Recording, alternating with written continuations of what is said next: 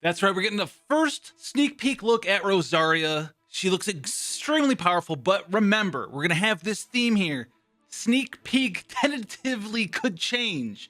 All right, she's a 4-star Cryo Polearm character, and man, does she look really good. Now, the first sort of information we have, but let's get into it. I'm gonna give you guys the translations for everything here. She's a 4-star at level 90. She got 240 base attack, not really that high, decent defense, but she does give herself some free attack percent, scaling 24% there. That is pretty nice. Now, her normal attack talent, I want to talk about this really quick as we get in here. These multipliers are very high for her normal attack, which means that she's going to do quite well with the physical build, and even more so when we talk about her at the end when we get the full idea of what this unit's going to do. But just to show you guys, like, her attack multipliers compared to someone like Xiao, who's about to come out, right? She's got 52% at level 1 on her first hit, and then 51, then 31.8 times 2. Compare them to someone like Xiao, to a little bit up there. Very strong. Much wow.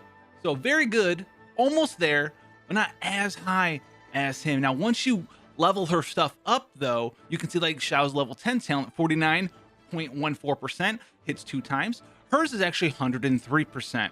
So she actually scales quite well in comparison. So once you level her up her normal talents, she's going to do quite a bit of damage here. She's going to do some 5-star base multipliers worth of damage with her skills. So that's very, very, very nice. And her charge attack actually hits quite hard here. 270% charge attack at level 10.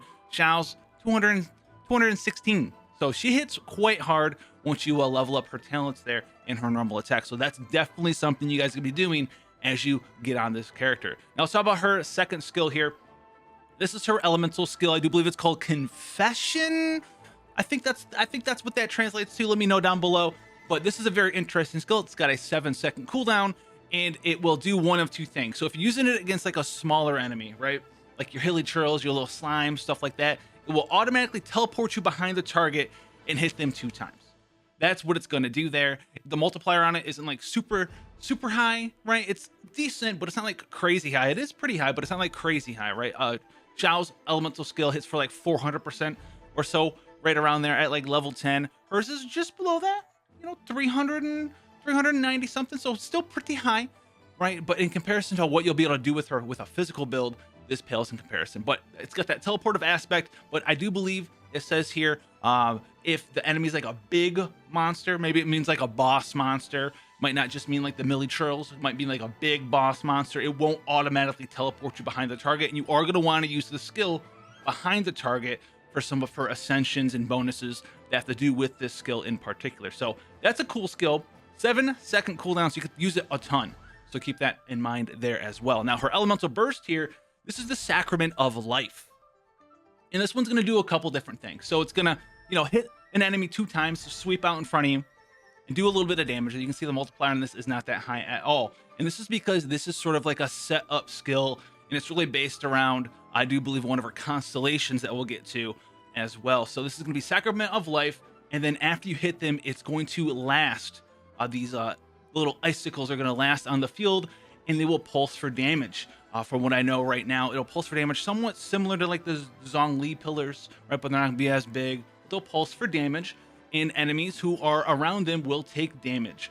And I do believe that this has to do with her Constellation 6. This is called Sacrament of Life, but one of her constellations we'll get to talks about the Sacrament of Death, and I do believe that's the pulse damage from these spears. And these spears will do a little bit of damage, as you can see, 186, 194 per pulse there, and those spears will last for 8 seconds after you use the elemental skill, and these do cryo damage as well. So cryo damage on her elemental skill, cryo damage on her elemental burst.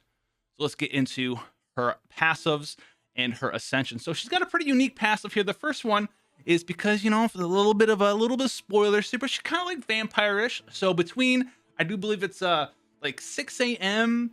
and like 6 p.m. to 6 a.m., something like that, like from like dusk basically till the morning time, your whole team will run faster. And it doesn't work in like instances, right? It's not going to work in like Spiral Abyss or anything. So it's kind of like a whatever thing, but it is pretty cool. All right, it is pretty cool. A little bit of bonus. I like it because she's like a vampire. You run faster at night, pretty much. I like it. It's okay. I like it. I like the theme. That's the word I was looking for. The theme. That's nice. Now the next one here has to do with her elemental skill. So when you use Confession and you hit them from behind, she gets 12% crit rate for 5 seconds.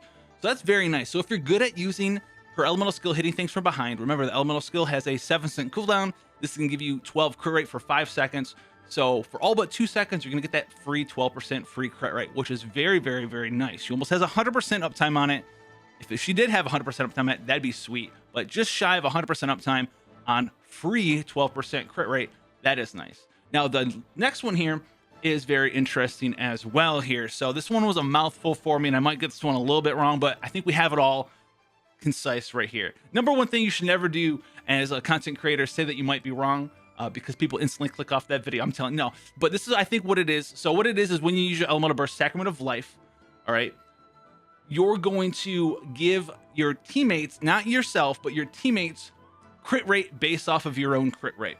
You're going to get that bonus, 15% of whatever Rosaria's crit rate is going to be added to your teammates' crit rate, and it caps at 15%. So if you have like a 100% crit rate Rosaria build, right, you get the 12% free, maybe you stack crit rate circle out on her, put her in a freeze team or something, get her at 100% crit rate, you'll give 15% of whatever her crit rate is, which 15% of 100 is 15%. So if you got her to 50% crit rate, she'd give 7.5% to your whole party. And this is going to last for 10 seconds as well. So keep that in mind.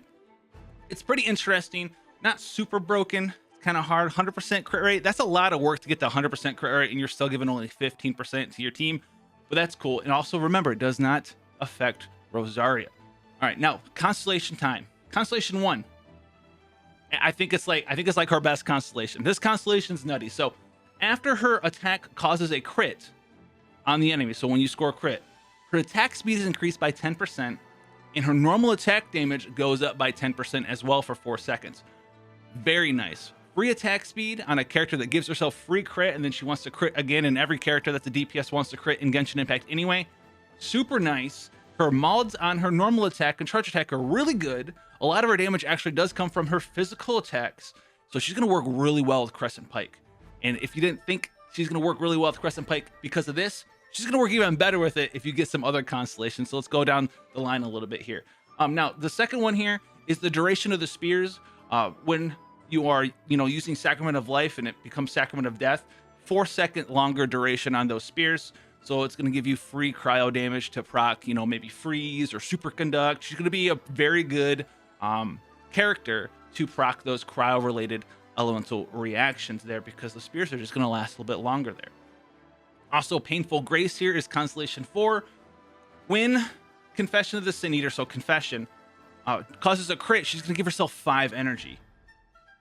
That's awesome. Now, even though Confession hits 2 times, this will only give you 5 energy ever. You can't get 2 crits and get 10 energy back. You're only going to get 5 energy there.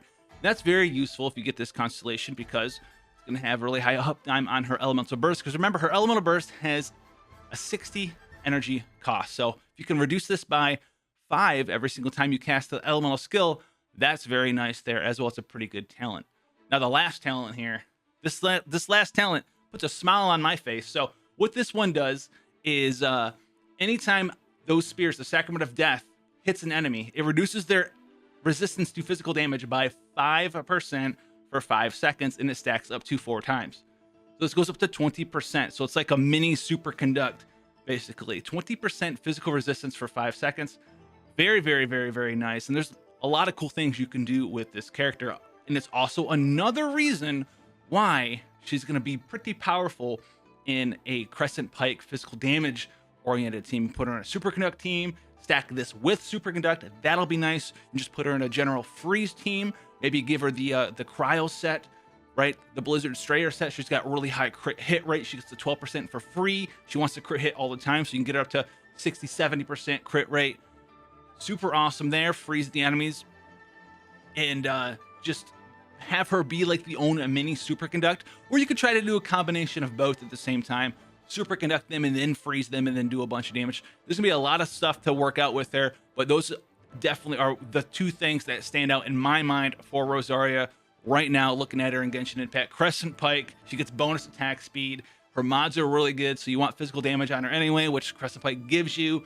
The only thing that you need to figure out afterwards is if you're doing superconduct for more physical resistance down, or if you're putting her on a freeze team, so she gets a bunch of free crit rate, so you can just stack crit damage and all that good stuff on her as well. But you're definitely going to want to be using Crescent Pike on her because she also does have a couple of attacks that hit multiple times. She hits 2 times on her 3rd attack, and she hits 2 times on her 5th attack. So not Xiangling levels of multiple attacks. She's not 2, 1, 2, 4 or anything like that, but she's got really high multipliers, and it's just going to go really well. And she gets that free attack speed on top of that, which is very, very, very nice for her. So let me know what you guys think about Rosaria. Remember, this is very early, tentative information. She's a 4-star character right now. She could get massively changed before she comes out, and I'm sure some things are going to get messed around with her. She looks pretty cool, and let me know if you think she's overpowered. She does have really high multipliers for a character. I like that, though, in a 4-star character. Let you guys get in there and play around with her. That Constellation 1 is very strong, and then it's Constellation 6, which I think is pretty interesting. That's what I took away from it. Constellation 1 is incredibly powerful. The ones in between are like, kind of whatever, and then C6 is also very powerful. That's what I took away from Rosaria. So we'll see if any of those get shuffled around or whatever have you. If you guys want to see more Genshin Impact content coverage, sneak peeks, guides, anything, make sure that you come in, join the channel. I'll see you guys in the next one. Come hang out in the Discord. And that's it. I'll see you guys. All right.